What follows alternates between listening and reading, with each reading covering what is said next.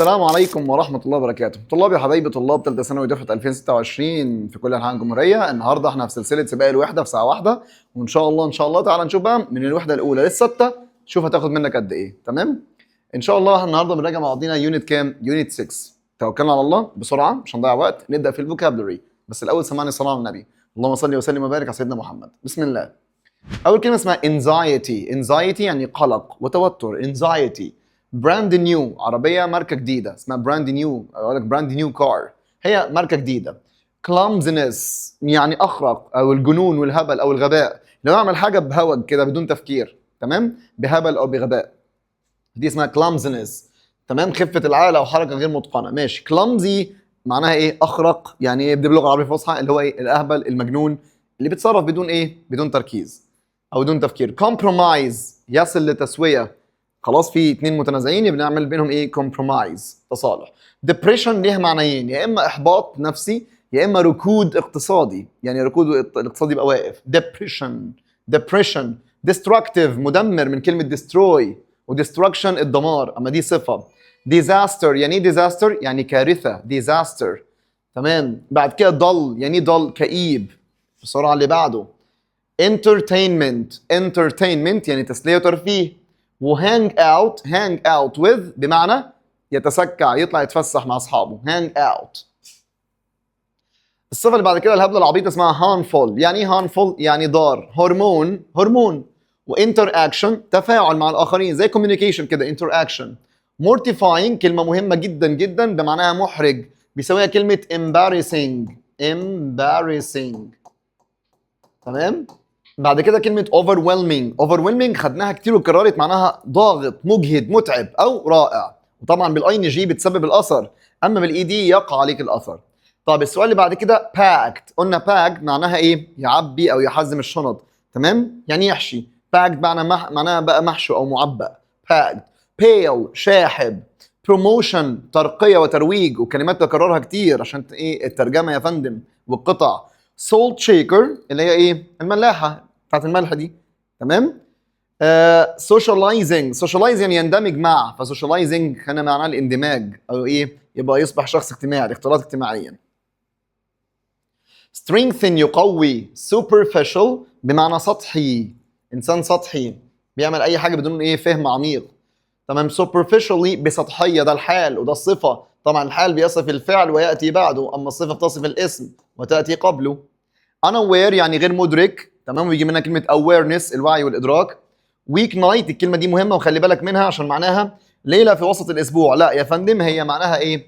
هي الليله اللي قبل الايه؟ اللي قبل الشغل على طول. بمعنى احنا بناخد الويك اند بتاعنا جمعه وسبت، السبت ده اللي بيبقى الليله اللي قبل الشغل اسمها ايه؟ ويك نايت. تمام. يبقى اعرف لي ان كلمه ويك نايت معناها الليله اللي قبل الايه؟ اللي قبل الشغل، اخر الايه؟ ليله في الاجازه. طب well being معناها الصحه والعافيه. well being. ماشي. worth يعني worth يستحق. كلمة worth يعني يستحق، وبيجي دايما قبلها verb to be ودايما بعدها ايه؟ ing.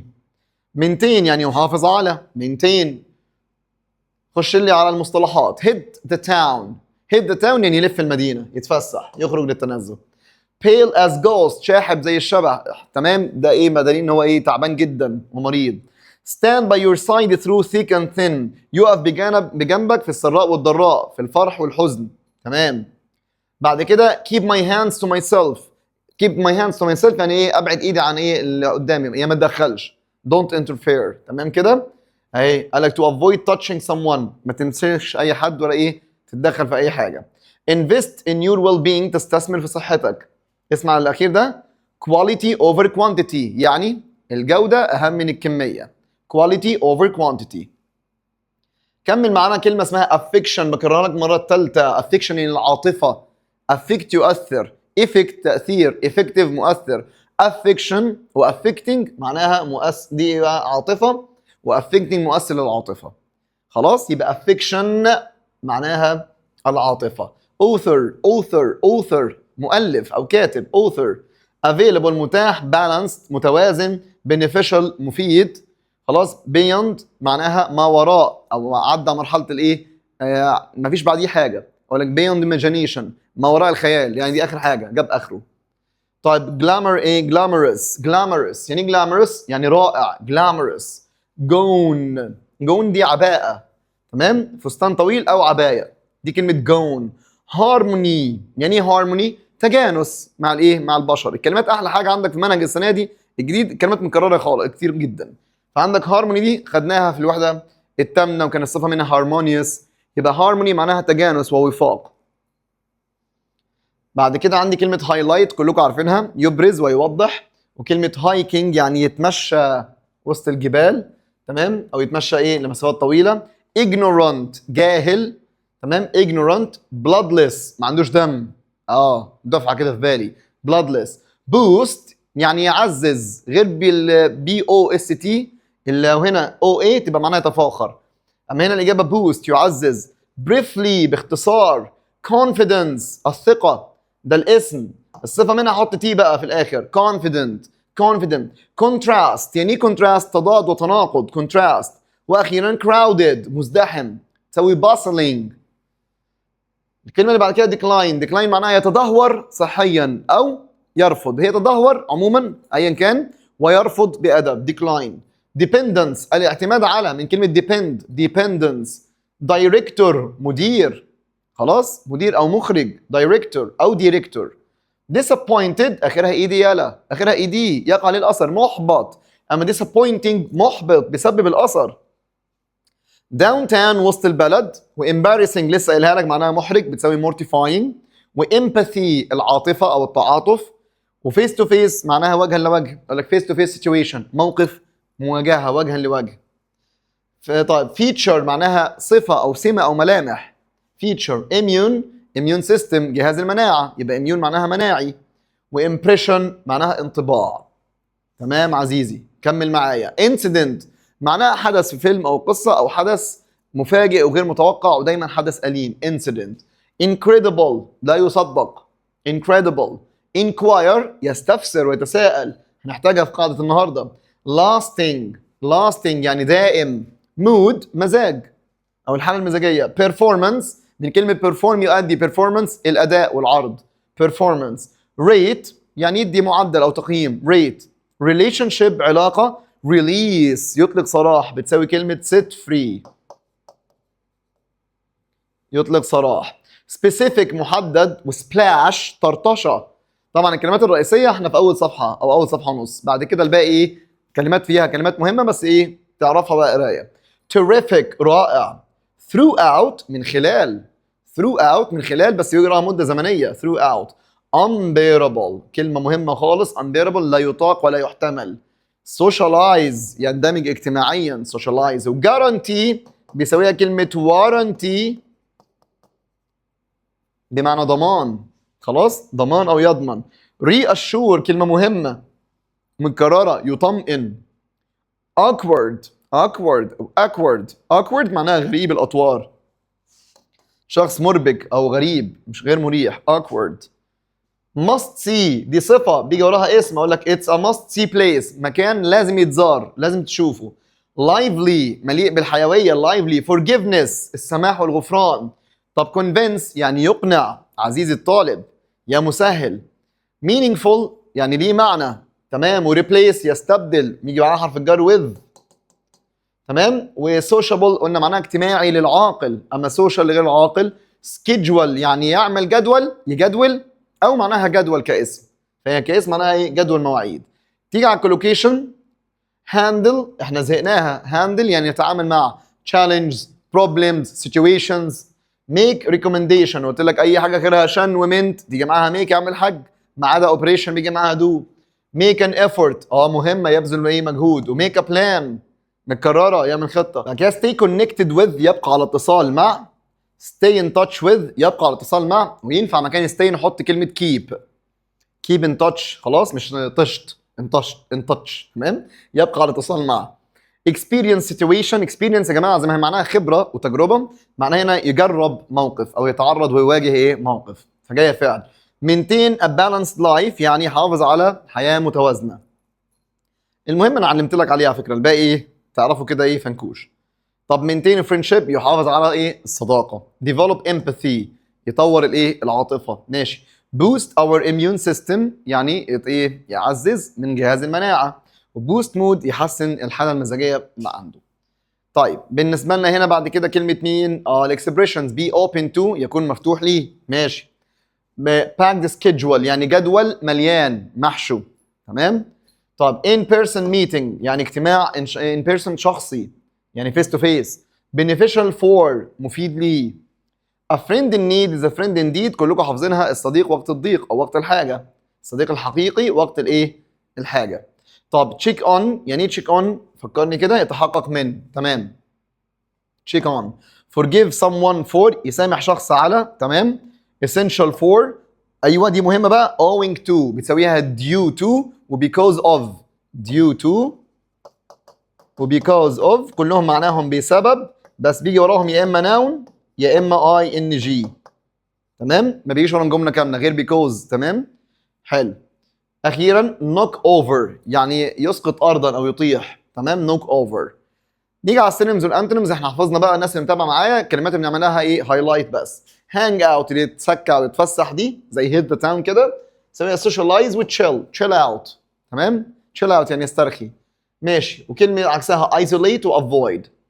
كلامزي دي مهمه جدا جدا، سواء awkward، awkward اللي هو غريب، واخرج واهوج دي، وانكوردينيتد غير متناسق، جميل. واnorganized ماشي. عكسها بقى graceful وskillful وcoordinated. clumsiness هتبقى زيها awkwardness، تمام. وfoolishness عايزين دي foolishness الغباء. عكسها ايه؟ coordination التناسق، وgrace حسن الخلق. mortify يحرج فبيسويها embarrass او shame. عكسها praise يمدح، وhonor خلاص يكرم، وsupport يدعم. mortifying كصفة هنا كفعل، embarrassing تمام. وعكسها delightful او rewarding مجزي ومكافئ. glamorous اللي معناها رائع، elegant وattractive. عكسها dull كئيب unattractive. compromise كلمة مهمة خالص، ركز اللي بقول لك عليه مهم، يعني bargain يعمل عرض، او negotiate يتفاوض، كلمتين مهمين. خلاص. settlement معناها تسوية برضو، بس دول اهم. عكسها disagreement ورefusal رفض. overwhelming اللي معناها مجهد، intense وamazing، ما احنا قلنا هما الاثنين عكس بعض والمعنيين لنفس الكلمة. intense اللي معناها مرهق وشديد، خلاص زي كلمة exhausting، تمام. وكمان ايه؟ amazing وstunning بمعنى رائع، هي ليها المعنيين. عكسها underwhelming weak ضعيف، ماشي. affection عاطفة يبقى love warmth. طيب عكسها hatred كراهية وcruelty القسوة. anxiety القلق يساويها worry concern stress. عكسها calmness relaxation ease يعني يطمئن او ايه؟ طمأنينة او راحة. depression الإحباط يبقى sadness despair دي مهمة عشان عندك في القصة يا مؤمن. عكسها happiness السعادة، joy فرحة cheerfulness happiness كفاية. socialize وقلنا أنا بأكد يا جماعة كل مرة في كل فيديو، الكلمات السينونيمز والانتونيمز ما بتتحفظش، بتقراها قراءة بس مرة أو مرتين كفاية، ومع الحل بتثبت. طيب بسم الله. socialize ايه قلنا؟ يعني يندمج اجتماعيا، في communicate وinteract يتفاعل. عكسها isolate بيعزل نفسه او avoid يتجنب البشر. maintain يحافظ على بتساوي preserve وsustain وkeep. وعكسها neglect واignore. وabandon معناها يترك برضو. well-being الصحة والعافية، welfare وhealth. عكسها suffering معاناة او hardship صعوبة. disappointing محبط، ايوه frustrating كفاية جدا. عكسها بقى satisfying مرضي، وencouraging مشجع. طب strengthen يقوي، boost يعزز، وenhance. وفي طبعا reinforce وfortify كلمات تعرفوا من الترجمة، تمام، لكن دول أقوى حاجة. عكسها weaken يضعف، وreduce يقلل، ودامج. disaster آخر كلمة catastrophe وemergency كارثة أو حالة طوارئ. عكسها blessing نعمة أو success نجاح. طيب هنا في الكلمات اللي فيها فرق مش كتير، ركز. كلمة ايه؟ catch up on يعني يسترجع الذكريات، غير catch up with معناها يواكب او يلحق بيه. catch up on يسترجع الذكريات، دي catch up with يواكب. reassure يطمئن، طب ensure يؤكد او يتأكد، تمام. بس الاثنين دول خلصنا. يلا نقول بقى بسم الله توكلنا على الله. ها جاهزين؟ الأسئلة عندي في الكلمات أكتر، الجرامر سهل وعبيط، بتاع الاسئله الغير مباشره، فاسئلته ايه افكاره محدوده وقليله خالص. يلا نقول بسم الله توكلنا على الله، سمعني الصلاه على النبي صلى الله عليه وسلم. يلا بينا بسم الله. After a long week they decided to know it and enjoy themselves. ها بعد اسبوع طويل قرروا ان هم ايه ويستمتعوا بنفسيهم. اكيد hit the town، مش هقول لك يبعد ايده او يبقى شاحب ولا يقف بجنبك. hit the town يتنزه. The doctor decided to know it recommendation شن يبقى make. اللي بعده جميل. I'm grateful know it all the support my family has given during كذا كذا. جدعان grateful بنكررها المره الثالثه تقريبا في الفيديوهات بتاعتنا. grateful بيجي وراها to و for، بس for مع الايه؟ مع الشيء. to مع الشخص. هنا انا عندي الشيء يبقى الاجابه grateful for. It was تمام a mortifying experience when he tripped blah blah blah تمام الى اخره. ده السينونيم المرادف للمورتيفاينج اللي معناها محرج، اكيد embarrassing. شكرا. طبعا اهو نظلل. ها انتوا عارفين بقى واكيد فهمتوا التعليمات ازاي في التظليل. ماشي في شويه اهو نظلل. Video calls allow families to not in touch with يعني يبقى على اتصال، اللي قلنا مش طشت تمام touch، فاللي قلنا الاجابه يا اما stay يا اما keep. اللي بعده يا بطل. Teenagers enjoy hanging out not their friends، فهي اسمها hang out with يتسكع. ماشي. He decided to stay home alone instead of hanging out with friends. عكس ايه كده؟ عكس hang out اللي يتسكع، عكسها اكيد ينعزل isolate.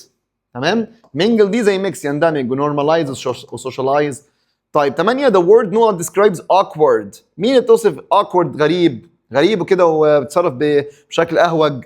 اكيد clumsiness، اصل دي كارثه ودي قسوه ودي عاطفه. ماشي.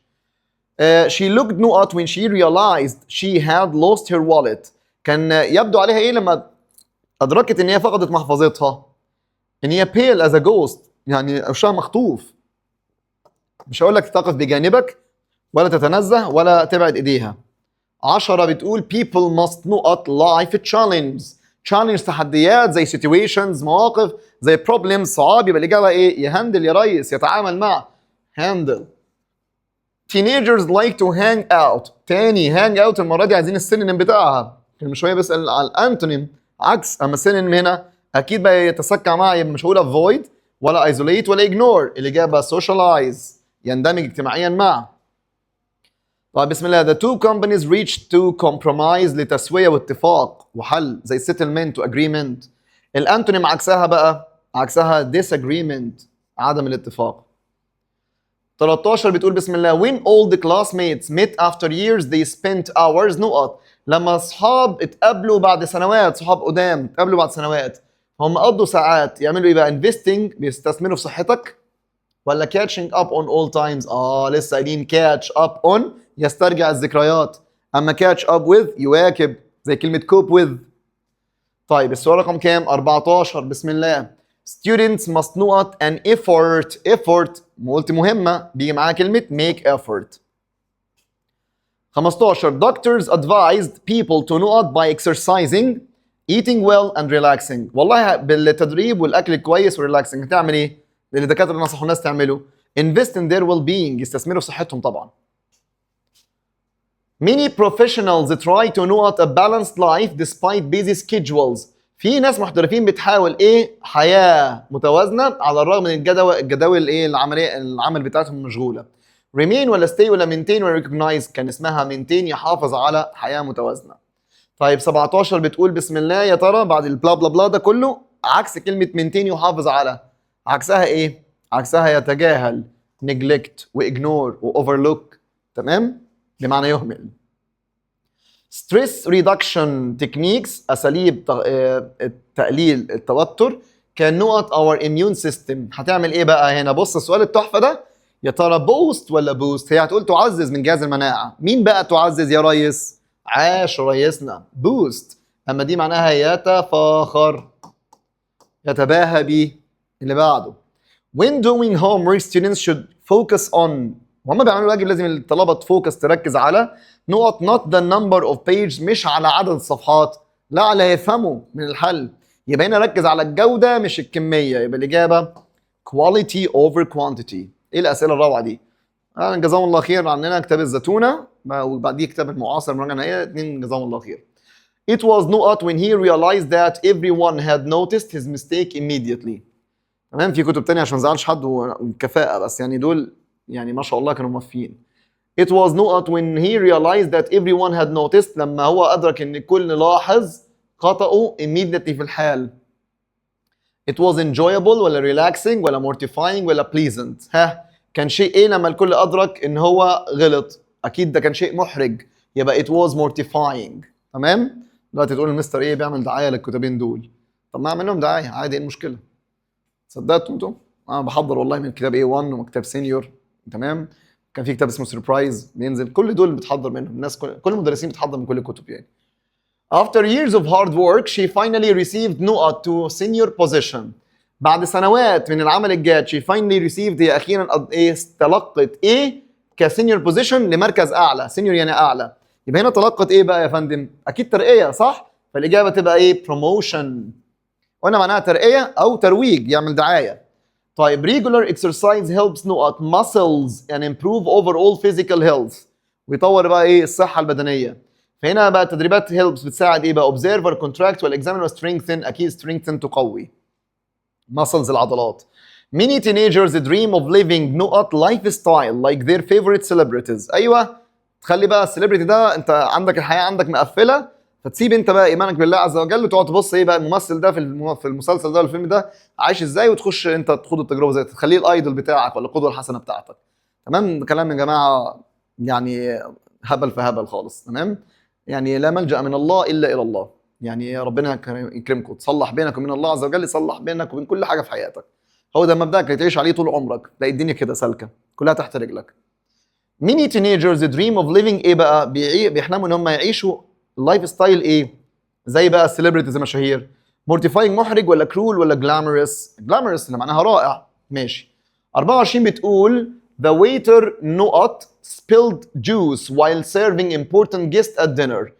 الويتر الجرسون الايه دوت كب العصير وهو بيقدم الايه؟ بيقدم كب العصير وهو بيقدمه للضيوف. فده بروفيشنال محترف ولا سكيلد مهاري ولا كلامزي ولا اكسبيرينس؟ طبعا كلامزي يعني اخرق او اهوج، بيتصرف كده بعفويه. تمام. His not embarrassed him during the formal ceremony at school yesterday. يا ترى مين اللي احرجه اثناء الفورمال سيرموني الاحتفال الايه الرسمي في المدرسه امبارح؟ His professionalism ولا expertise ولا clumsiness ولا skill؟ كلهم حاجات ايجابيه، ما فيش غير مين الحاجه السلبيه. بس احنا متفقين الامتحان هيبقى الاربع اختيارات من منهجك مش بره، مش تقوليش الكلمه دي ما خدناهاش، ومع ذلك هنا هنلاقي طبعا. تمام. وهيبقى في كلمتين تستبعدهم وكلمتين تفكر بينهم، مش هيبقى معضله في كلمه في الجمله قلنا بتقول الحل مين، بس مش هيبقى الثلاثه كلهم تستبعدهم مره واحده، يعني مش الدرجه دي. He prefers to نقط with positive and supportive classmates after school. هو بيفضل انه ايه مع خلاص زمايله اللي بيدعموه وايجابيين بعد المدرسه، يبقى اكيد يخرج معاهم. فالاجابه تبقى hang out، يعني خلاص يتسكع ويتفسح. hang up دي معناها يعلق التليفون او يقفل السماعه، واوفرويلم دي معناها يجهد، وريبليس ايه يعني يستبدل. طيب the global نقط caused widespread ايه unemployment بطاله عالميه منتشره and financial problems ومشاكل كمان ماليه worldwide عالميا. ده ايه بقى اللي سبب الكلام ده كله يا جدعان؟ الجروث النمو ولا ديبريشن الركود خلاص ولا prosperity الرفاهيه ولا سكسس النجاح؟ طبعا الاجابه ديبريشن اللي قلنا معناها يا اما احباط نفسي يا اما ركود اقتصادي. ماشي. بسم الله. السؤال رقم كام؟ 28. She enjoys opportunities خلاص بتستمتع بالفرص to نقط with people from different cultures عشان ايه مع الناس من ثقافات اخرى. ايه مع الناس؟ اكيد تندمج، فالاجابه socialize. Parents should avoid. تمام. طبعا لو عايز اقول no مش هيجي معاه with no people على طول. Parents should avoid doing things that might know of their children in public. الاباء لازم يتجنبوا فعل ايه خلاص الحاجات اللي ممكن ايه اولادهم قدام الناس، اكيد يتجنبوا الحاجات اللي ممكن تحرج ولادهم قدام الناس. فالاجابه تبقى mortify مش entertain يسلي، ولا support يدعم ولا motivate. طيب 30 بتقول both sides agreed الجانبين اتفقوا to نقط after long and serious negotiations بعد negotiations مفاوضات طويله اتفقوا ان هم ايه يحلوا fight ولا compete، ما دي معناها هم الاثنين يقاتلوا ويتنافس، ولا refuse ولا compromise؟ طبعا compromise يتفق ويسوي او يحل المساله. 31 بتقول his phone rang loudly، تليفونه رن بصوت عالي during the silent meeting which was نقط. تمام؟ تليفونه رن بصوت عالي، ده سؤال حلو، ده سؤال امتحان. خلاص في الاجتماع، وده كان شيء بقى محرج ولا محرج؟ which دي عايده على الايه؟ رن التليفون. فرن التليفون ده كان حاجه ايه؟ محرجه ولا محرجه؟ محرجه بتسبب الاثر، يبقى الاجابه embarrassing ing يا جميل. طيب he became نقط after mispronouncing the difficult English word. بعد ما mispronounce يعني نطق الكلمه غلط، تمام، فهو اصبح ايه؟ اصبح محرج ولا محرج؟ المره دي وقع عليه الاثر، فالاجابه تبقى embarrassed. عاش، عشان احنا متعودين الاسئله دي بتبقى الف ب في الامتحان. طب she felt نقط by the pressure of final exams approaching fast. بسم الله. هي شعرت ايه؟ by the pressure of final exam، من ضغط الامتحانات النهائيه approaching، وهي بتقرب دلوقتي. والله يا جماعه هو ده شعور طبيعي ان انت تشعر بضغط وحاجات زي كده، ده شعور طبيعي عند الشاطر اكتر حاجه، لان التاني اللي على الله، اللي سايبها على الله كده، هو مش سايبها على الله. الناس مكبره دماغها اصلا مش فارق معاه، تمام، في غيبوبه دلوقتي مش هيحس بالكلام ده غير بعدين. لكن الشاطر طبيعي يحس بايه؟ بقلق وشويه توتر، ده شعور طبيعي خالص، بس انت بتستعيذ بالله من الشيطان الرجيم، لان الشيطان انت بتقصد الحلال خلاص وبتتعب عشان لا غش ولا بطيخ، تمام، وبتعتمد على نفسك وحاطط حمولك على الله عز وجل، تمام. فالشيطان مش هيسيبك من الباب دوت، فهتلاقيه بيوسوس لك ويعمل لك ضغط، ومش هستعيذ بالله من الشيطان الرجيم وقول عادي عادي، طول ما انا عايش هيبقى في اختبارات في حياتي، تمام. ففكر كده بالراحه، وريحت تعبت في بلان بي، وانت بتذاكر تعبت مش عارف ايه زي ما قلت لك قبل كده، تعبت عادي ريح، يعني ذاكرت ربع ساعه وفصلت، ريح 5 دقائق ورجع كمل، اقطع وريح كل شويه، بس المهم ايه؟ تكمل وتواصل. بس دي الناس الشاطره، تلاقي نفسك الحمد لله بتشتغل وتريح، تشتغل وتريح بطمأنينه كده وبراحه بال واستقرار وحسن الظن بالله، ده اهم حاجه يا جميل. حسن الظن بالله ده هيرفعك فوق. ربنا ايه بيقول لك؟ انا عند حسن ظن عبدي بي، ان ظن بي خيرا فهو خير. اكيد مش هتظن حاجه تانية، صح؟ فظنوا بالله خير، ودايما ايه؟ اعمل اللي عليك، قول الباقي على الله، ما تستناش النتيجه. محدش هنا مستني النتيجه، ده رزق من عند ربنا، احنا بنعمل بس اللي علينا، بناخد بالاسباب، النتيجه دي على رب الاسباب. يلا نكمل. يبقى هنا شي فيلت، هي شعرت بان ايه؟ من ضغط الامتحانات النهائيه وهي مقتربه، شعرت ان هي طبعا ايه؟ مجهده، وقع عليها الاثر، يبقى الاجابه overwhelmed. تمام، يلا يا جميل. 34 بيقول لك meditation، التامل، تمام، and relaxation techniques improve emotional نقط، بتطور الايه؟ العاطفي and reduce stress.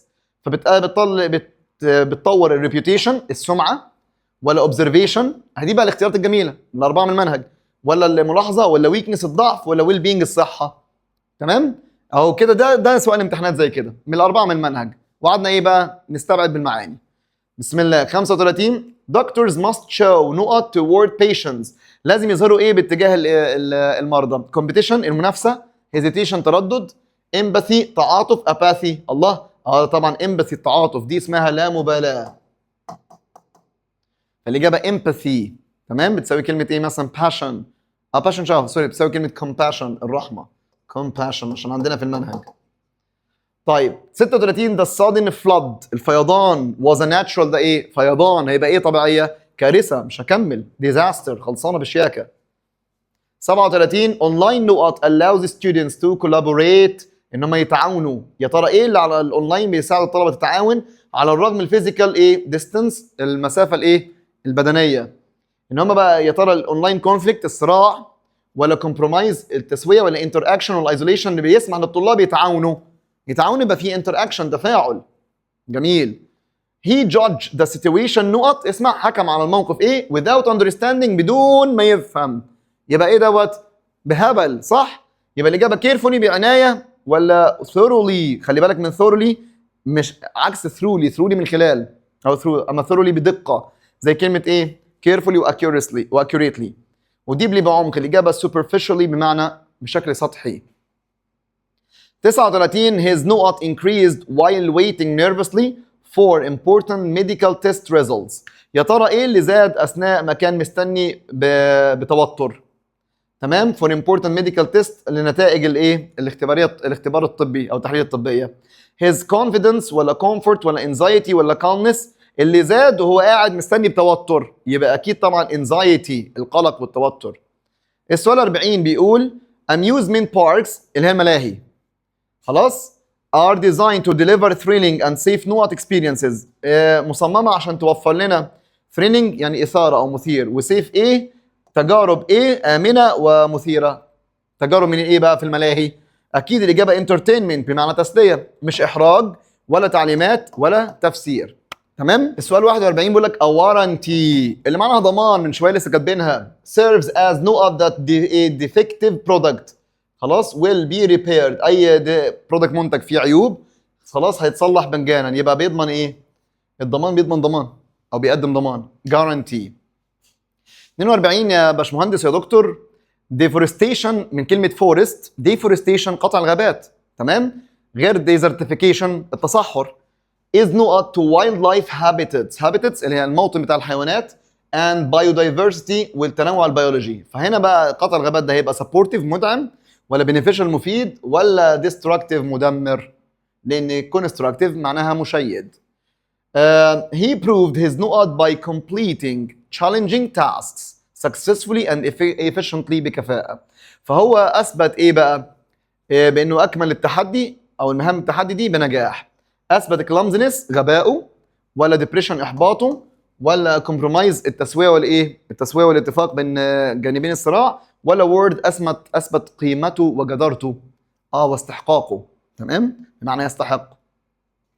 I couldn't join the party because I had no schedule of meetings. ما قدرتش والله اروح الحفله عشان عندي جدول ايه من الاجتماعات؟ جدول مليان اجتماعات. مين اللي معناها مليان بقى في الجدول؟ ايوه اسمها packed اللي معناها محشي. خلاص محشي بقى او ايه مزدحم بيه. حلو بسم الله. 45 بتقول لك the travel guide included a thorough نقط. تنساش تاني thorough غير through من خلال. thorough معناها دقيق، مش دقيق اللي بنخبز بيه، دقيق يعني ها حاجه واضحه. travel guide المرشد السياحي included a thorough نقط of local attractions and culture. والله هو اشتمل ايه بقى دقيق من الاماكن السياحيه المحليه والثقافه. discussion description request prediction. ده سؤال حلو لذيذ. هو tour guide ده ايه؟ مرشد. فالمرشد بقى في جولته بقى كان بيشمل ايه عن ايه بقى؟ خلاص ايه دقيقه للاماكن السياحيه المحليه. request طلب، نبدا نستبعد بقى لا. طيب بريدكشن تنبؤ لا. طب ايه بقى هنا ديسكشن ولا ديسكريبشن؟ كان مناقشه بيشمل مناقشه، هو ما بيناقش هو بيشرح، يبقى الاجابه ديسكريبشن لان ده مرشد بيدي شرح. فهنا بقى بص ازاي ده الامتحان، اتنين استبعدناهم واتنين يعني خمنا ما بينهم. The hotel staff اللي هو هيئه الموظفين gave an excellent نقط with their friendly service. هيئه الموظفين gave an excellent نقط with their friendly service بالخدمه الودوده بتاعتهم. فادوا هنا depression ولا question ولا struggle ولا impression؟ طبعا ايه الستاف بتاع الفندق ادى impression. يعني impression انطباع. في اسئله بتبقى متكرره من وحده لوحده في اسئله تمام عشان الكلمه نفسها ما تتنسيش. تمام فimpression معناها ايه؟ انطباع. ادوا انطباع هائل بالخدمه الودوده بتاعتهم. She accidentally يعني بالصدفه dropped the نقط on the table spilling the salt وقعت الملح. خلاص يبقى salt shaker. 48 بتقول لك vitamins and the proper diet. الفيتامينز والدايت النظام الغذائي البروبر المناسب كان نقط your immune system. متكرره بوست ولا بوست؟ ده سؤال متكرر تاني لسه قارينه. خلاص طبعا قلنا الاجابه بوست يعني يعزز. 49 he felt نقط when he accidentally spilled coffee. متكرره. يلا بينا عشان الكلمات دي مهمه مش هكررهم لك في الوحدات اللي جايه تاني. خلاص هو شعر بايه لما هو وقع القهوه على مكتب المدير؟ شعر انه محرج ولا محرج؟ يبقى الاجابه ايه؟ ضحكت عليكم ازاي مكرره. المفروض محرج وقع عليه الاثر، يبقى المفروض اخرها اي دي او overwhelmed او disappointed او embarrassed او mortified ولا واحده. فمين اقرب واحده من دول؟ awkward انه غريب او انه clumsy. awkward زي clumsy انه غبي. شعر انه غبي لانه دي معناها محبط ودي معناها مجهد ودي معناها مرتاح. ده سؤال حلو. خلاص مش تقول يا مستر بتكرر. بكرر صيغه السؤال لكن الاختيارات اختلفت. Sunlight is not for vitamin D production and maintaining strong honest bones naturally. Sunlight دوت ايه؟ بفيتامين د. خلاص production بانتاج فيتامين د والحفاظ على العظام القويه. فهو لا اقول لك unbearable لا يطاق ولا superficial سطحي ولا awkward ولا beneficial؟ اكيد مفيد لفيتامين د. The doctor adjusted يعني يعدل تمام the نقط for patient check ups عدل ايه لمتابعه المريض عشان يتجنب اللونج ويتنج تايمز، الانتظار الطويل. فهو عدل له كومبلين الشكوى، ولا سكيدجول الجدول بتاعه، ولا اكسبلانيشن تفسير، ولا انترتينمنت التسليه والترفيه. اكيد الاجابه سكيدجول، عدل له جدول الايه المتابعه. 52 بتقول لك on a typical نقط students attend classes and complete homework assignment. في ايه بقى نموذجي؟ الطلاب بتحضر الحصص تمام وكومبليت بتكمل الواجب بتاعها. تمام ايوه، typical week night ولا week end ولا vacation ولا fortnight. ده سؤال كده لذيذ. يعني بص قال لك attend classes بيحضروا حصص وكومبليت homework وبيكملوا. فاروح اقول له طب ويك اند، طب ويك اند والفاكيشن واحد، دي اجازه بس يمكن دي اجازه طويله ودي اجازه ايه اليوم او اليومين اخر الاسبوع. وفورت نايت معناها اسبوعين بتساوي 2 ويكس، فما بقاش عندي غير ويك نايت اللي انا لسه قايل لك عليها. ويك نايت ليله في الاسبوع في وسط الاسبوع، او الليله اللي قبل الدراسه اللي هو يوم السبت. فهمتوني؟ بتحضر الحصص بتاعتك لو عندك حصص اونلاين او دروسك وايه بتحل الواجب. وهي دي اقرب واحده، يعني هستبعدنا الاثنين دول لان الاثنين نفس المعنى اجازه. The new employee الموظف الجديد is very نقط quickly making connections وبسرعه بيعمل connections علاقات مع كل الكوليجز العمل. يبقى الشخص ده اجتماعي. الاجابه كان نفسي احط لك social، انا بتكلم عن عاقل، يبقى الاجابه sociable. waiting in the long queue منتظرا في الطابور الطويل was نقط، او الانتظار في الطابور الطويل ده كان ايه؟ under the scorching summer sun، وscorching كان معناها حراره او شديد الحراره. يبقى ده لما تستنى في طابور طويل، الانتظار في الطابور الطويل كان ايه تحت الحراره المحرقه؟ كان شيء لا يطاق. الاجابه unbearable.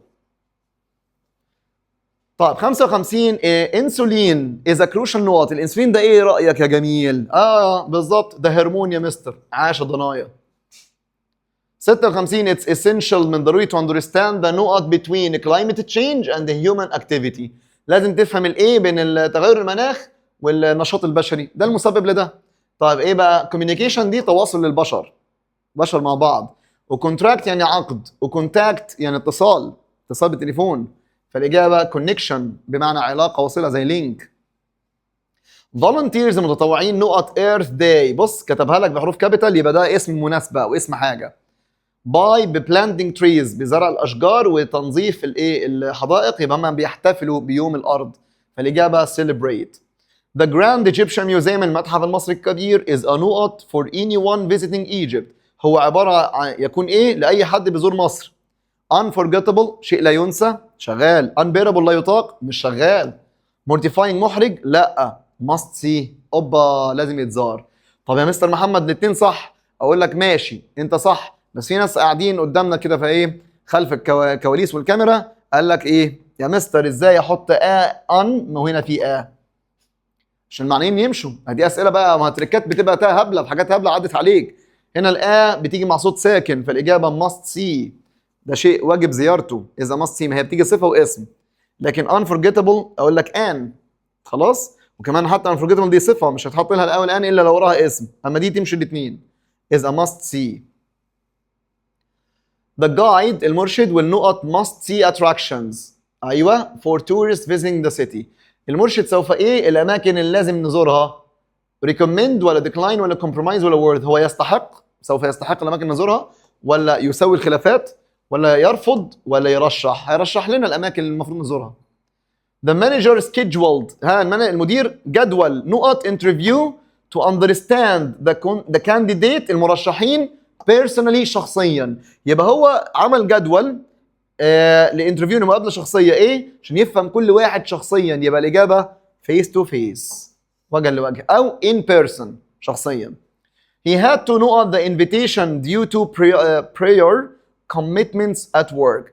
هو اضطر انه ايه الدعوه بسبب ايه اولويه الالتزام في العمل، بسبب التزاماته في العمل، فاضطر يقبل الدعوه ولا يرفضها؟ يرفض. مين معناه يرفض يا جميل؟ decline. بص اتحط اختيارات حلوه هنا، قال لك attend يحضر الدعوه، وapprove يوافق، واكسبت يوافق. الاجابه decline يعني يرفض. Most of the city's offices and banks are located نقط near the main square. جنب السكوير الميدان الرئيسي. فهنا معظم بقى المكاتب خلاص والبنوك تقع ايه بقى؟ overseas يعني خارج الدوله، overseas يعني بالخارج، ولا indoor تمام، واصلا هنا مع are located مع الفعل تبقى المفروض indoors بالداخل، لا، ولا upstairs بالطابق الاعلى، لا الاجابه داون تاون في وسط البلد. he sought وصوت دي الماضي من seek يسعى إلى. He sought نقط from his friend after unintentionally hurting their feelings deeply. هو كان بيسعى لإيه من أصدقائه بعد ما جرح مشاعرهم بعمق. فكان يسعى للإنفيتيشن لدعوة، ولا أنجر غضب، ولا ريفنج انتقام، ولا فورجيفنس سماح. أكيد بعد ما أذاهم عن عدم قصد يبقى يطلب المغفرة والسماح. طيب they hope to نقط investors to fund يمولوا their innovative technology project. هم عايزين ايه او هم بيأملوا ان هم ايه المستثمرين يمولوا مشروعهم. يبقى ان هم يجبروا ولا يرفضوا ولا يقنعوا. اكيد مش هتجاهلوا، الاجابه convince. يقنعوا بيساوي كلمه persuade. The cafe had a relaxing نقط that encouraged people to read quietly and calmly. الكافيه كان فيه ايه مريح بيشجع الناس تقرا بهدوء. اكيد destination غلط علشان destination دي الوجهه اللي احنا بنسافر لها، وبوزيشن دي معناها منصب. ما تقوليش مكان، لا دي معناها مركز في لعبه او منصب او مكانه في المجتمع. وكلايمت مناخ، لكن كان في اتموسفير، كان في ايه يعني ظروف مزاجيه او بيهيئ لك الحاله النفسيه. تمام، دي اتموسفير. طيب بسم الله. 66 one of the main نقط of the car is its fuel efficient engine design. تصميم المحرك الافيشنت، من كلمه efficient ودي عندنا في المنهج بمعنى كفء، بناخد efficient ليه كفاءه. قدرت احل الجمله، هيبقى احدى بقى الايه العيوب العيوب خلاص ولا المميزات؟ فالاجابه features السمات والمميزات. the teacher عشان دي معناها مشاكل ودي اخطاء ودي عيوب. The teacher provided نقط feedback that helped the students improve their writing skills. التيتشر قدم خلاص فيدباك، تغذية راجعة أو رأي إيه ساعد الطلبة تحسن من مهاراتهم. يبقى الإجابة تبقى trivial تنافسي أو تافه، ولا useless، ولا shallow سطحي. لا الإجابة meaningful يعني ليها معنى أو ليها قيمة هادفة. The manager decided to note old computers with the latest high speed models. المدير قرر ايه الكمبيوترز القديمه باحدث الكمبيوترات دلوقتي. حاجه بحاجه يبقى معاه with يبقى يستبدل. الاجابه replace. Egypt wants to نقط its position as a regional power. ده مصر عايزه ايه مكانتها خلاص كقوه اقليميه. منتين تحافظ على صح، منتين تمشي هانج اوت يتسكع، بوست يتفاخر. لا appreciate يقدر. الاجابه منتين تحافظ على. وينفع نحط مكانها كلمه ريستور لو هي فقدت الدور ده، واقول لك تستعيد مكانتها. ريستور يعني يسترد او يجدد، بس انا ايه ليها معنيين، يا اما منتين يحافظ يا اما ريستور يستعد ويسترد. طيب خالد was not of the danger around him I had to tell him. انا اضطريت ان انا اقول له. يبقى هو ايه بالخطر المحيط بيه؟ ما كانش ماخد باله. يبقى الاجابه word يستحق، ولا harmful مؤذي، ولا pale شاحب. لا unaware غير مدرك. لوجين suffers from نقط before exams. لوجين بتعاني من ايه قبل الامتحانات؟ كلنا بنعاني من الكلام ده يا ابني. ها اللي هو ايه؟ pleasure سعاده، entertainment، compliance تسوية، لا anxiety قلق وتوتر. making friends improves your نقط. ها تكوين الاصدقاء improves your بيطور ايه بقى؟ week night ليله الاسبوع، destruction الدمار، ولا well being؟ انا استعجلت. يا ترى تكوين الصداقات بيطور من الصحة والعافية ولا socializing الاندماج والاختلاط في المجتمع؟ طبعا الإجابة بيطور من socializing إن أنت تبقى اجتماعي، مش الصحة والعافية. الصحة والعافية دي أكل كويس، دي رياضة. تمام. sharing a video of a thief while stealing is very نقط، ودي بتحير. لما شير فيديو الحرامي وهو بيسرق، تمام، بتفضحه، استر عليه بقى ربنا ستر عليك، صح؟ لا ده شيء ايه balanced متوازن، لا packed معبأ، لا mortifying محرج، ممكن بفضحه ومحرجه. طيب ولا beneficial مفيد؟ طبعا كلنا هنقول ده شيء مفيد عشان الناس تتعلم وتاخد بالها، يبقى beneficial. she has been sad for weeks due to بسبب نقط after failing her exam بعد الشر بعد ايه؟ بسبب ايه؟ بسبب نقط بعد ما سقطت في الامتحانات.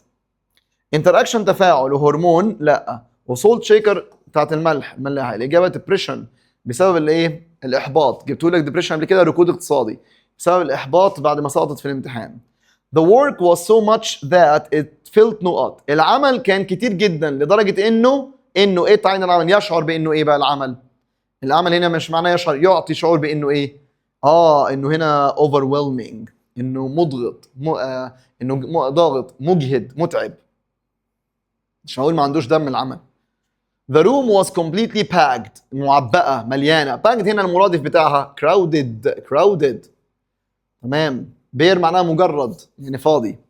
She avoided friends and refused socialize. يا ترى socialize هنا الانتونيم عكسها ايه؟ عكسها contact, relax, mix. لا avoid يتجنب الناس او isolate. طيب superficially اللي معناها سطحي، عايزين عكسها deeply بعمق. تمام؟ دول من المعاصر والمرجع النهائي عشان جبت لك من الزيتون المعاصر. اصل اول 6 وحدات دول مهمين جدا في السينونيمز والانتونيمز. entertainment هنا مين المرادف بتاعها؟ الانترتينمنت تسليه.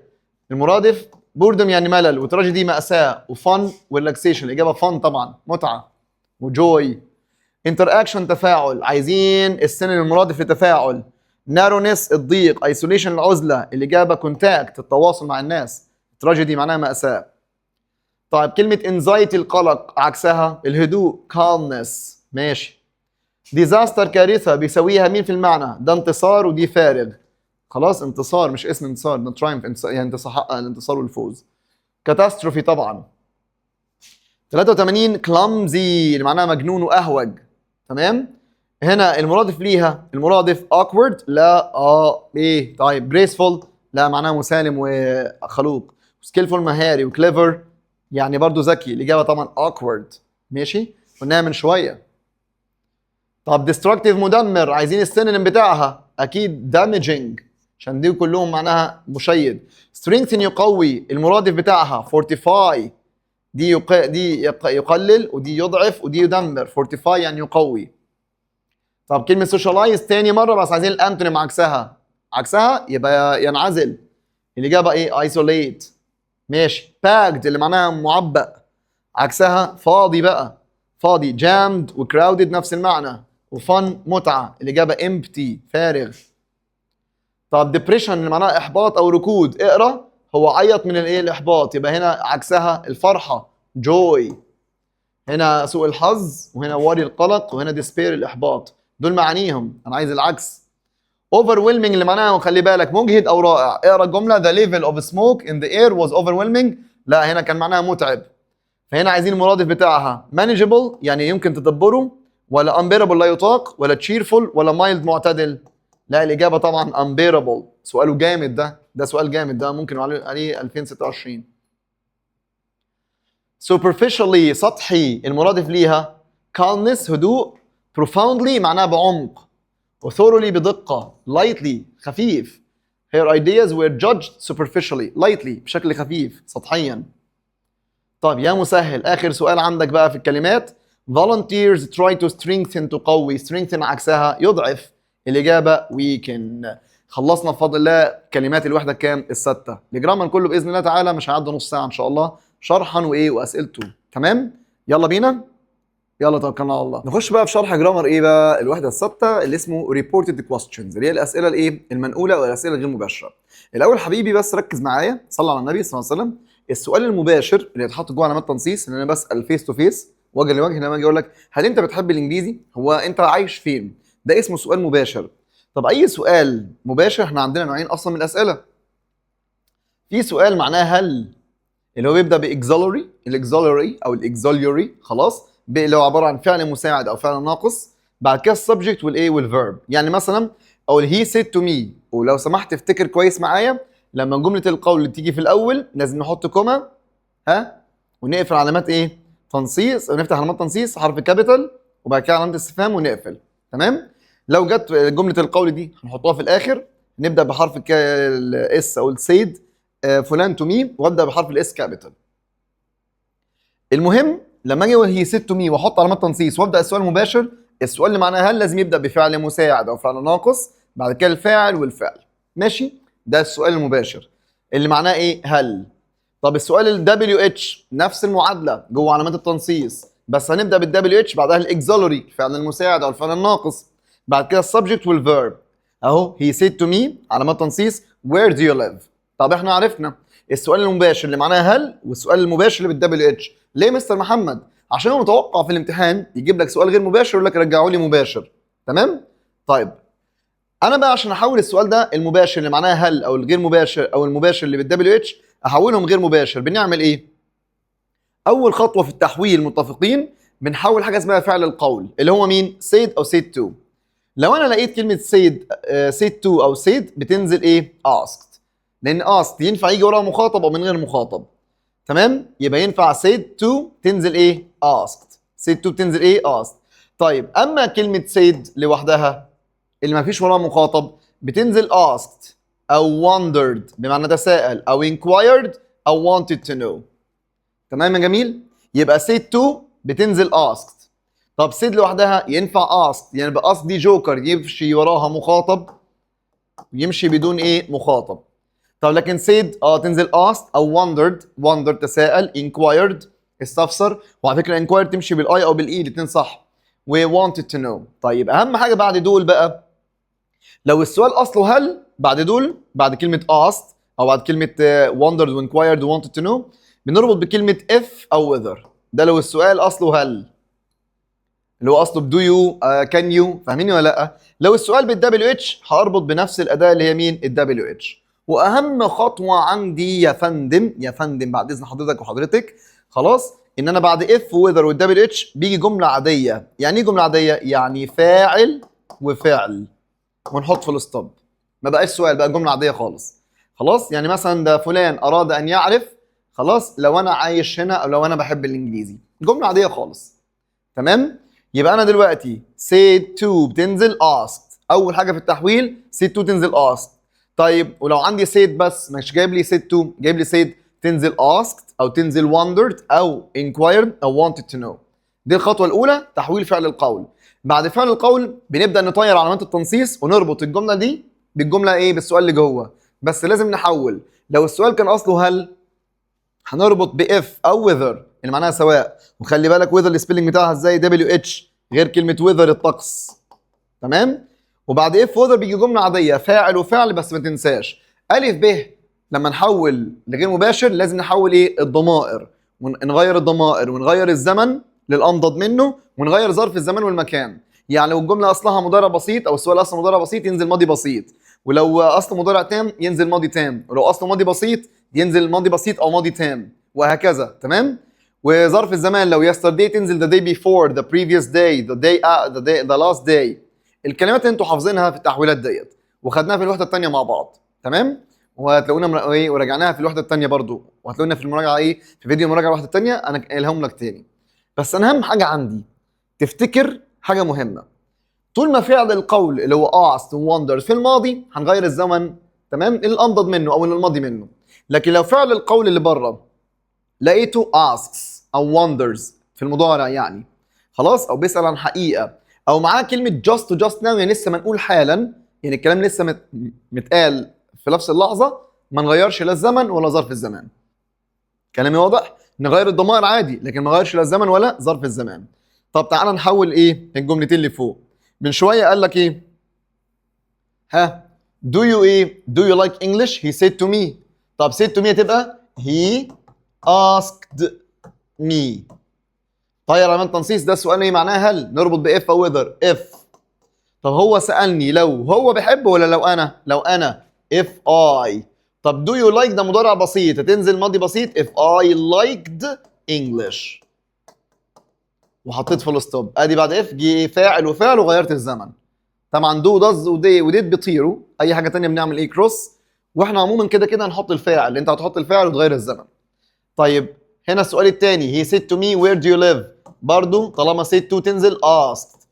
he asked me ها where do you live هتبقى where وانا I وlive مضارع تنزل ماضي بسيط where I lived. شكرا، خلصنا الغير مباشر. والله خلص. تعال نشوف بس كام تركيه اللي فيه. he wanted to know why Noah had come to the party the week before. الحق week before دي اصلها last week، فعرفت الزمن الاصلي في ايه؟ كان ماضي بسيط، ينزل ايه بقى في الغير مباشر؟ ماضي تام. طب انا كده كده قلنا بعد الدبليو اتش او بعد اف whether لازم يجي فاعل وفعل يا مستر، فطير didn't وhadn't، يا اما I didn't come يا اما I hadn't come. ايه رايكم؟ بس مش الماضي البسيط ينفع ينزل ماضي بسيط؟ بس لو في ماضي تام هو الاقوى. تمام؟ طب do you know، اسمع بقى وصلنا على النبي صلى الله عليه وسلم. do you know هل تعرف؟ برضه هعمل سؤال بس في عندي مشكله. do you know ديت اللي جايه في قبل السؤال الغير مباشر هنا كفعل قول بره ماضي ولا مضارع؟ لا مضارع يا مستر. طب لما يبقى فعل قول مضارع ما هنغيرش الزمن واصل، مش هنغير الزمن. طيب احنا قلنا ايه؟ هاو ماتش ده الدبليو اتش وهيجي وراها فاعل وفعل، بس مش هنغير الزمن المره دي.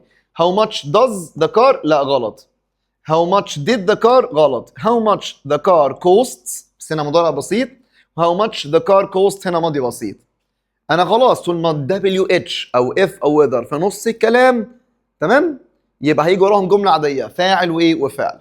ليه حاطين علامه استفهام هنا؟ عشان بادئين احنا بصيغه السؤال do you know. لما فعل القول اللي بره اللي قبل WH وF وwhether يبقى في الماضي نغير الزمن. طب اللي بره مضارع ما نغيرش لا الزمن ولا ظرف الزمان. طب ده مضارع يبقى الجمله زي ما هي how much the car costs. تمام.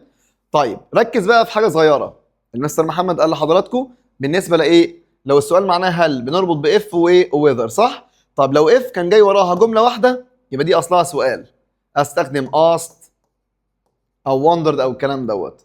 لكن لو اف كانوا جاي وراها جملتين لا تختلف بقت جمله عاديه. مش فاهمين كلامك يا مستر؟ صلي على النبي يا دكتور صلى الله عليه وسلم. بص الجمله دي he not me if I had finished my work. هو ايه؟ انا لو انا خلصت شغلي هقول he said ولا told ولا asked ولا wondered. بعد ايه في كام جمله؟ واحده. طب ما ترجم العربي. هو اخبرني لا خلاص لو انا خلصت شغلي، ولا هو قال لي لو انا خلصت شغلي، ولا هو سالني لو انا خلصت شغلي؟ طبعا سالني. طالما ايه وراها جمله واحده يبقى دي سؤال، دي اصلها هي asked me. ماشي الكلام؟ حلو. ومبدئيا مي هنا مخاطب، مفيش حاجه اسمها said me ولا wondered. احنا قلنا يا مستر wanted to know و wondered الحاجات دي اصلها said، يعني دول بدون مخاطب ما بيجيش وراهم ايه مخاطب. لكن مين اللي جوكر ينفع يجي وراها مخاطب؟ asked. ماشي الكلام. طيب بص على نفس الجمله اللي انا كتبتها هعمل فيها تعديل. ركز معايا شويه كده بسم الله. هقول he not me if I تمام if I finished my work he would give me a lift. هيديني توصيلة. هنا بقى اقول he said ولا told ولا asked ولا wondered. هنعمل نفس الاستبعاد. في عندي مي مخاطب، لا في said ولا في wondered. هنا بقى الجملة اقول هو سألني لو انا خلصت شغلي هيديني توصيلة ولا هو قال لي. لما اف يجي وراها جملتين اصبحت جملة عادية من حالات اف، فهي ساعتها ناخد مين؟ told. فهمتوا قصدي؟ طيب احنا كده شرحنا الايه؟ من مباشر لغير مباشر. تمام. هفكرك شفوي بس عشان انا قايل الكلام ده وكاتبه في الفيديو بتاع الوحدة الثانية. بالنسبة لظرف الزمان والمكان لو عندي هير تنزل there، اي حاجة عندك هنا تحذفها هناك. هير في الغير مباشر تنزل there، وthis تبقى that، وthese هقولها للجامعة تبقى those، وتوداي النهارده تبقى that day تلك اليوم، وتونايت الليله تبقى that night. لان انا بغير الكلام من غير مباشر بتغير بعدها او بتنقل بعدها في فتره، فطبيعي هنغير الزمن. عشان كده بقول لك لو الكلام اتنقل في نفس اللحظه ما نغيرش الايه الزمن. طيب وكلمه yesterday او اي حاجه في الماضي تاخد the day before the previous day او the last day حسب المده. لو بدل yesterday قال لك a week ago تبقى the week before the last week. تمام. العكس المستقبل tomorrow تبقى the day after the following day the next day. تمام يا جماعه؟ طيب خلصنا الشرح. هنقول بسم الله توكلنا على الله. قبل الشرح بس بفكرك في عندي حاجه اسمها command and prohibition اللي هو الامر والطلب او الامر والنهي. فكلمه said to في الامر تتحول لكلمه told اخبر او امر، او instructed بمعنى امر، او ordered امر، او warned حذر، او asked هنا بمعنى طلب. وهيجي وراهم المخاطب الشخص اللي بنكلمه. لما اقول لك مثلا do your homework now فتقول مستر محمد خلاص told me بأن أفعل to do أو not to. يبقى أنا في حالة الأمر والطلب غير السؤال غير الجملة. الأمر ده اللي هو إيه؟ do your homework، don't waste your time. تمام؟ كلمة said to مستر محمد said to علي تتحول مستر محمد told علي instructed علي ordered علي. خلاص، ولو انا بطلب منك حاجة يبقى asked علي. طب ايه طلبه؟ طلب منه بأن. مين اللي معناها أن يفعل؟ to والمصدر. مين اللي معناها ألا يفعل؟ not to والمصدر. he told me not to waste my time.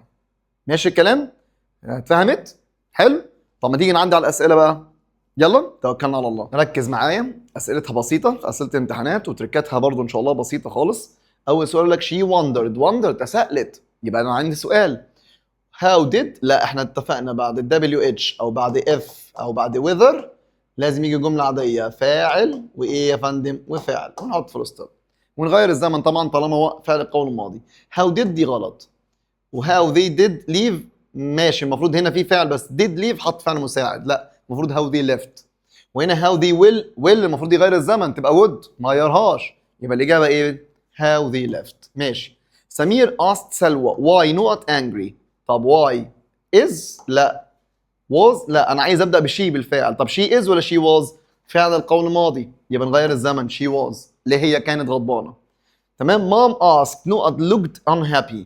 ماما سألت لماذا looked unhappy ولا سألتني ليه أنا كنت unhappy؟ يعني why بعد why لازم في فاعل، ما حطش فاعل هنا. طب why I looked شغالة، وينفع asked me why I looked الاثنين ايه صح، فالإجابة B and C. لأن asked قلنا جوكر ينفع يجي وراها مخاطب زي مي، وممكن ينفع من غير مخاطب، وبعد ال WH لازم في فاعل وبعد كده الفعل. طب السؤال رقم 4 ها، ده عامر نقط how I was traveling to Cairo the day after. علي ايه عامر ايه ازاي انا كنت مسافر، يبقى في how، يبقى هنا ايه، وبيسألني ازاي كنت مسافر، يبقى ده سؤال. الإجابة طبعا asked. لما فيش asked يا نهار أبيض. عامر نقط how I was traveling to Cairo the day after. هقول عامر قال ازاي انا كنت مسافر، لا غلط. طب ينفع هنا wondered؟ ينفع wondered. ليه؟ لأن مفيش مخاطب، أنا عايز كده كده سؤال، فالمفروض ask. طب ask جوكر تمشي بمخاطب أو من غير مخاطب، مش موجودة ask. مين البديل مع السؤال؟ wondered أو inquired أو wanted to know، وكده كده ممنوع يجي وراهم إيه؟ مخاطب. He wanted to know whether نقط the conference. whether زي if، أصلها سؤال كان معناها هل. هو كان عايز يعرف لو نقط the conference بعد whether أو if لازم يجي إيه؟ أو بعد ال WH فاعل وفعل. يبقى طير did I وهطير have I، يا اما I would يا اما I have. طب بالله عليك كلمة ايه؟ the conference مفيش حاجة دل على الزمن، على عيني وعلى راسي. فعل القول ماضي يبقى نغير الزمن اقول have، المفروض تبقى had، فالإجابة هنا I would attend. يارا ask، ده سؤال مباشر. when are you repairing my tablet for me يا أحمد؟ اهو في كومة وأحمد، يبقى يا أحمد، يبقى يارا بتكلم مين؟ أحمد. لما أجي أحوله غير مباشر هقول يارا سألت أحمد، يارا asked أحمد. السؤال هنا هل؟ لا ده WH، هربط بنفس الأداة.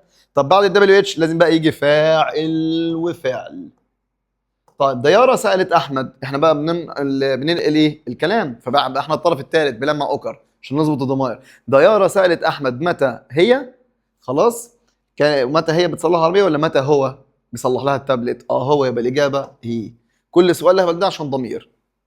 طب السؤال رقم 7 الحق ده بقى جوه علامات التنصيص، يعني مطلوب مننا نعمل سؤال مباشر. طيب ناخد بقى نقرا غير مباشر الاول. ده طه asked me سالني if لو، ايوه يبقى السؤال هنا لو هيبدا باكسلري. if I had visited that place the previous year السنه اللي فاتت، يبقى عرفت ان الجمله اصلها السؤال فين؟ في الماضي من كلمه previous year. طب في الماضي هبدا باكسلري يا اما did يا was يا were. هل انت ايه؟ هل لو انا ايه؟ سافرت، يبقى هل انت سافرت تبقى did you. تمام؟ طيب لما نيجي نحط السؤال مباشر جوه علامات التنصيص، انا بتخيل نفسي ان انا بتكلم. مين اللي بيتكلم هنا؟ طه. انا بكلم اللي قدامي، فطه بيسال بقى اللي قدامه يقول له ايه؟ هل انا ولا هل انت؟ هل انت، يبقى له did you. did you ايه؟ visit. هقول له had you visited؟ لا ما ينفعش. ليه يا مستر؟ ما هو الماضي التام بينزل الماضي تام يا حنين في last year، ماضي بسيط. وكمان الماضي التام ما يجيش الجمله لوحده، لازم حد اساله تاني، فدي طارت. وهنا يو لا مفيش اكسلري، وهنا مضارع. الاجابه طبعا احنا ماضي بسيط did you visit. يا رب تبقى اتفهمت. where كمان سؤال مباشر. where not your lost keys عمرو؟ خلاص asked نانسي. طب هنا بقى where you have found ولا where have you؟ طبعا بعد ال WH لازم في auxiliary، فمش هقول where you ولا where you ولا you، الإجابة where have you found. تمام؟ حلو الكلام. السؤال رقم 9 سؤال مباشر. نقط يو رقية. طب لما حوله قال لك دالين asked رقية سألت if، يبقى السؤال بهل. if her mother helped her، لو مامتها ساعدتها يبقى هل مامتك ساعدتك. بس هنا بقى مفيش حاجة دل على الزمن، فاحنا متفقين مع بعضينا مفيش حاجة دل على الزمن، يبقى الزمن ايه؟ هيبقى غالبا مضارع، وغالبا يبقى مضارع تام. مفيش مضارع تام، نشوف بقى مضارع تاني. تمام؟ طب هنا يور لا، هنبدأ باكسلري، وهنا يور لا. طب what does your mother help؟ ينفع هنا what واربط باف. السؤال يا جدعان بهل، يبقى الإجابة does your mother help you. ده هنا أصلا إيه؟ help ده ماضي بسيط، يبقى كان أصلها إيه؟ مضارع بسيط. يبقى إحنا ما نلوش. لو عندي ماضي تام أشك إن هي أصلها ماضي بسيط ولا مضارع تام. لكن لو هنا ماضي بسيط يبقى أصلها مضارع بسيط. وطبعا طالما ربط باف يبقى السؤال معناه هل، وهل في الفعل المساعد في المضارع البسيط هو do أو does.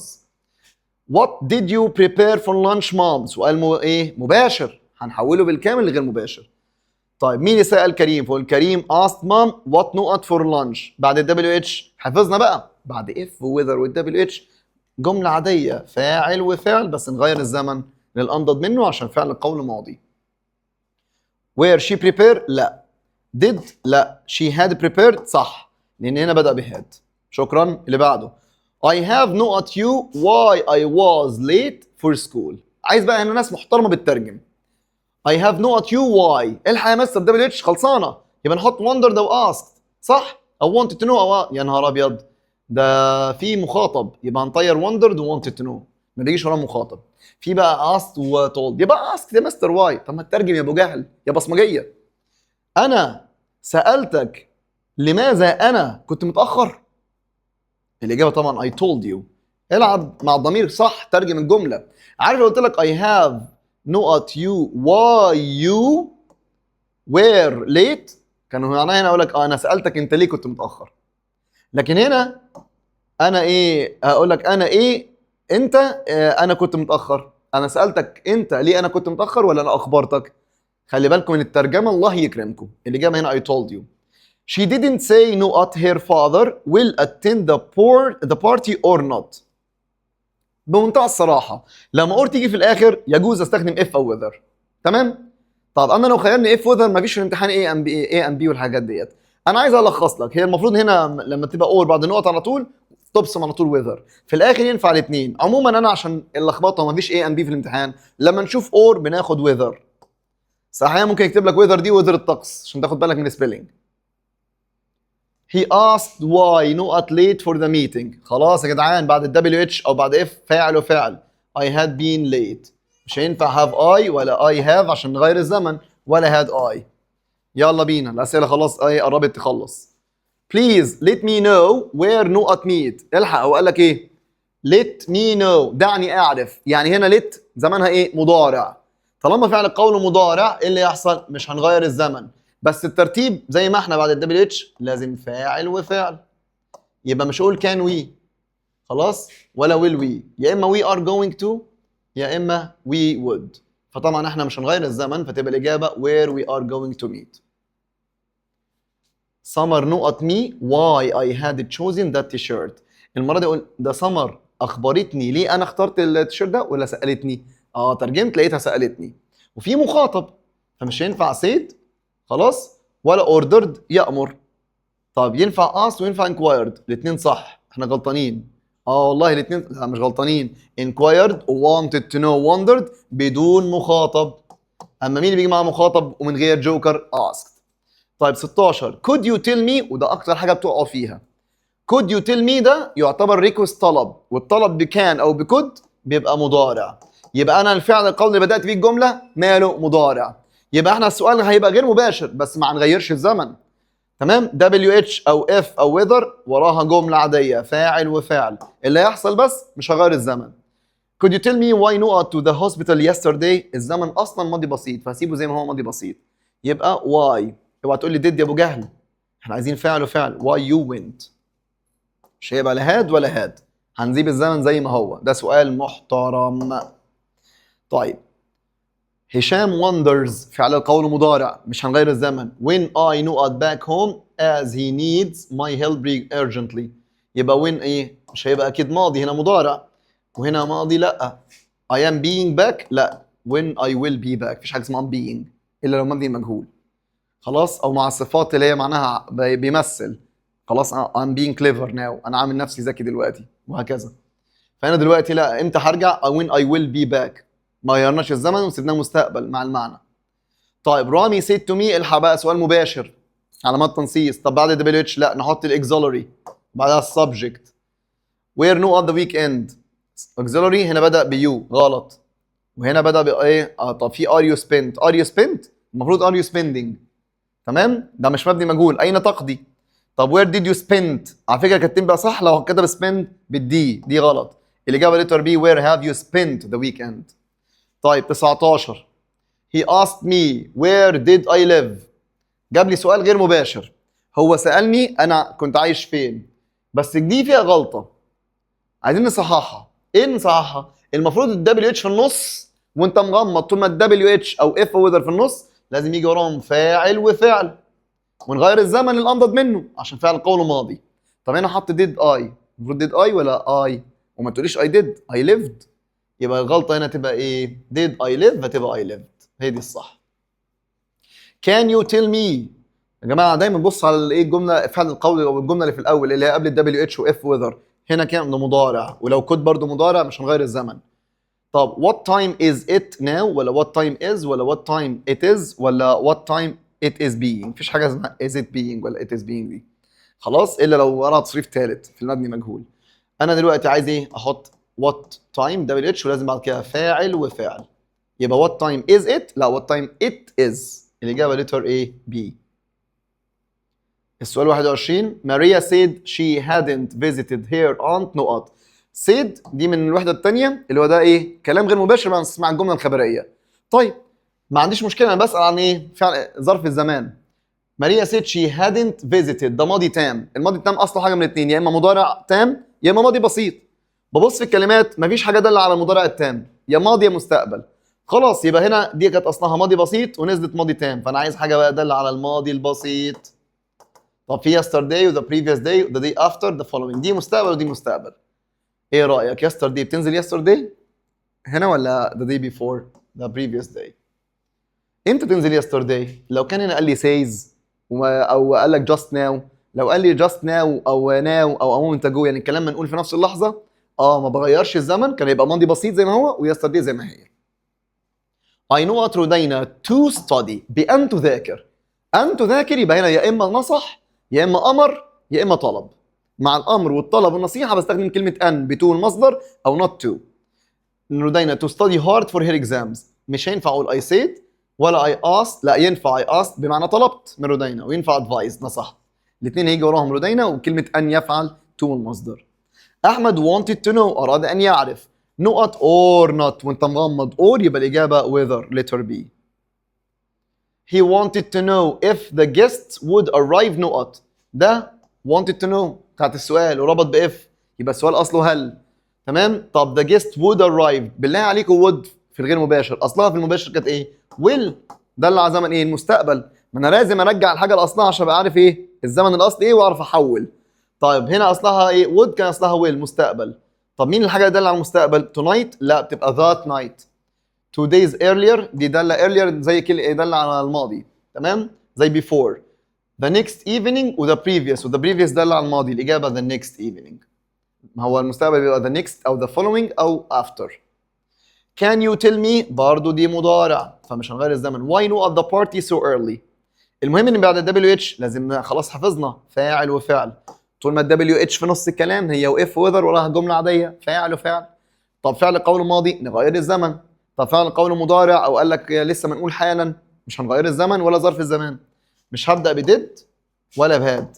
طب يو هاد ليفت ولا يو ليفت؟ يو ليفت. مفيش حاجه تدل على الزمن عشان نخليها ماضي ايه تام، الماضي التام ما يجيش في الجمله لوحده، يبقى اصلها ماضي بسيط ونزلت ماضي بسيط.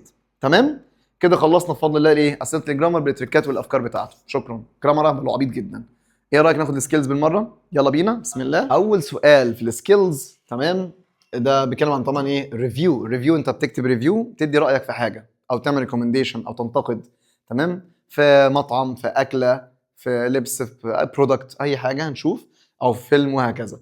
A review is mainly written to express your about something. اكيد express your opinion، رايك. طب in a review introduction، في الانترودكشن طبعا في introduction وفي body وفي conclusion. خلاص you should state your general نقط. طبعا هنا opinion في الاول، طب هنا في المقدمه impression، انطباعك هو رايك. تمام كده؟ ماشي. السؤال رقم 3. A review conclusion، الخاتمه بتاعت conclusion usually includes recommendation ولا conflict ولا aim ولا theme. انت طبعا بعد ما تقول رايك تعمل recommendation لحاجه يعملها او لا، تقول له روح المطعم ده او ما تروحوش، فهنا بتعمل recommendation. طبعا احنا الكونكلوجن الطبيعي بتاعت الاساي بنعمل ريستيت، بنعيد صياغه، وبنعمل ايه بقى؟ وسمرايز. اما هنا بندي ريكومنديشن.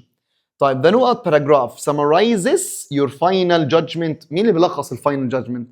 يعني في فاينل وفي سمرايز، الاجابه طبعا conclusion. reviews are usually written in نقط tone. الريفيوز بتتكتب بتون من لهجه ايه؟ لا ينفع تتكتب فورمال اور سيمي فورمال، الاثنين صح. تمام كده؟ مش دايما اللهجه بتبقى حسب البرودكت اللي انت بتتكلم عنه، فينفع كده وينفع كده. A body paragraph should include examples to نقط. البادي باراجراف لازم يبقى فيه examples. تمام؟ علشان ايه؟ عشان increase length، يزود الطول، ولا restate؟ لا restate دي في الخاتمه واحنا بنتكلم على البادي. ولا introduce the topic؟ لا، ودي introduce the topic دي فين؟ في المقدمه، احنا بنستبعد. دي يقدم الفكره الرئيسيه، ودي يعمل اعاده صياغه في الخاتمه، ودي يزيد الطول. لا، الاجابه support opinions، يدعم الراي طبعا. You can mainly explain likes and dislikes in the، بتشرح explain، تشرح في المقدمة ولا في الخاتمة ولا في البادي؟ أكيد الشرح يا جدعان والإكزامبلز دي فين؟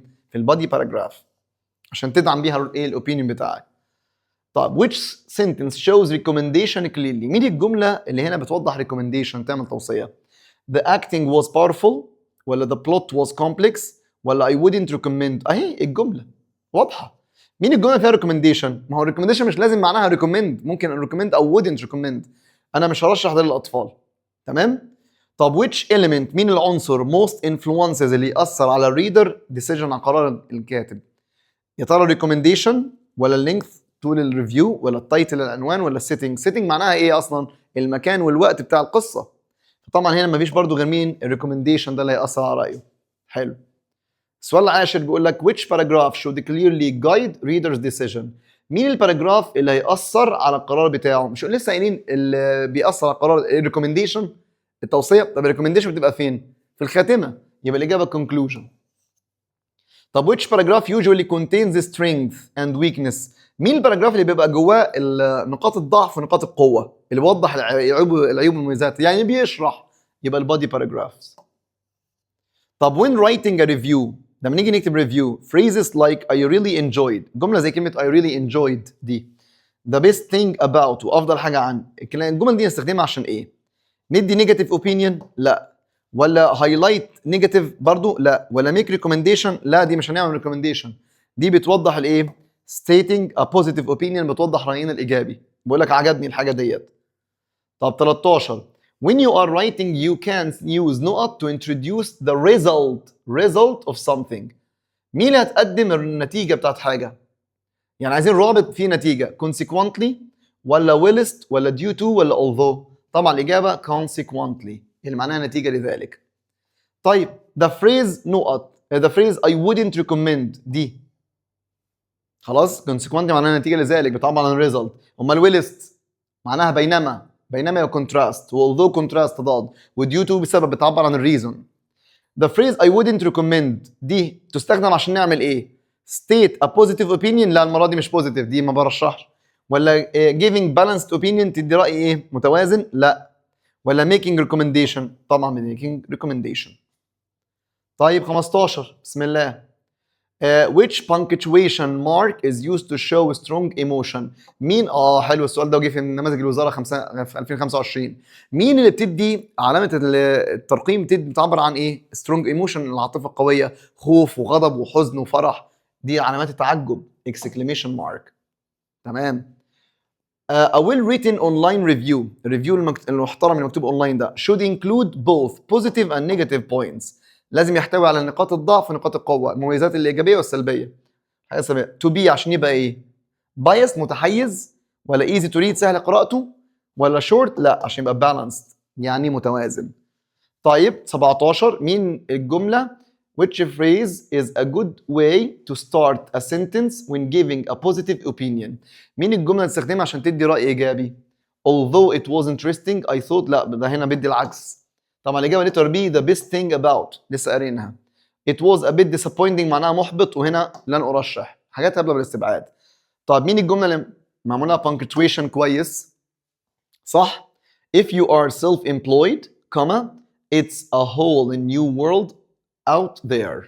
ماشي. if ده رابط، لما نبدأ بالرابط في النص نحط كوما. ماشي، الدنيا ماشية هنا لغاية دلوقتي صح.